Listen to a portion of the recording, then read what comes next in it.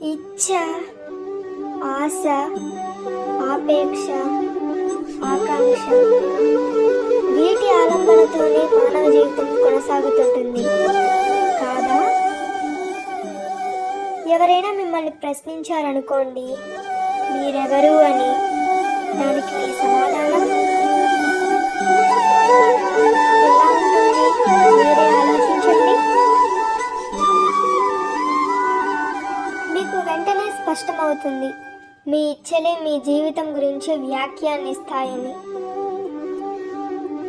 ఆశించింది పొందాక లభించే సఫలత, లేదా దాన్ని కోల్పోయాక మిగిలే విఫలత, ఇదే మీ అస్తిత్వం. కొందరి జీవితాలు ఎలా ఉంటాయంటే, వాళ్ళు లోపల కృంగి కృషించిపోతుంటారు. ఎందుకంటే వాళ్ళు తమ ఇచ్చలని చంపుకోలేకపోతారు. ఇచ్చలు వాళ్ళని ఎలా నిర్దేశిస్తాయంటే, మృగతృష్ణ కోసం మృగాల్లా పరుగులు తీస్తుంటారు. అయినప్పటికీ ఈ ఐహిక ఇచ్చల కర్మమే జ్ఞానామృతాన్ని కూడా ప్రసాదిస్తుంది.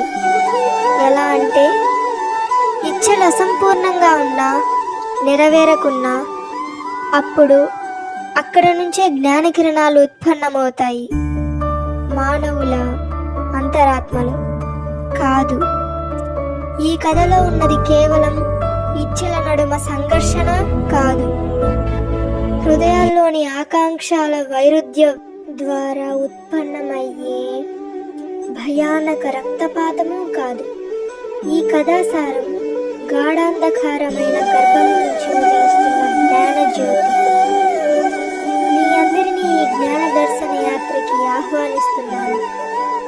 ఇందులో జీవన మర్మం తెలుస్తుంది, మానవ ధర్మం ఏమిటో తెలుస్తుంది, బురదలో నుంచి లేచి కమలమై వికసించే మార్గం తెలుస్తుంది.